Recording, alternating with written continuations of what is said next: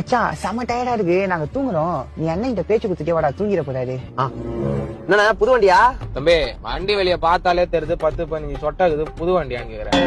பேச்சு கொடுக்க சொன்னாங்கன்னு உன் இஷ்டத்துக்கு ஏதாவது பேசிங்கன்னா இங்கே இறக்கி விட்டுருவேன் சொல்லிட்டேன். சார் நீங்க தூங்குற மாதிரி தெரிஞ்சது, அதான் பேச்சு கொடுத்தேன். தூங்குற மாதிரிலாம் இல்ல, தூங்கிதாங்கிறேன்.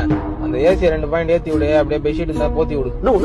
பேச்சு கொடுக்கணும்னா அப்படி கலகலன்னு பேசணும். அப்படியே உற்சாகமாயிட்ட பாத்தியா, அதை விட்டு கொழன்னு பேசுங்க. நீ தூங்குவா, நான் பாத்துக்கிறேன். சரிண்ணா. லாரிக்காரன் ஏறி வந்துட்டான்ப்பா.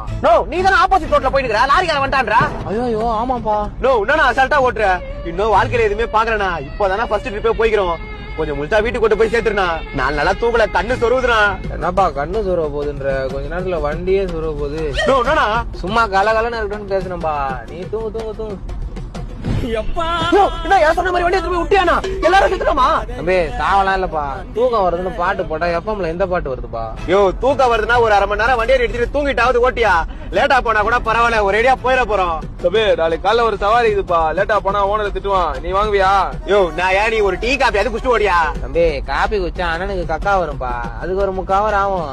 அதெல்லாம் வேலை ஆகுதுப்பா. நீ அம்மனு இருப்பா, போயிடலாம். தூக்கம் வருதே.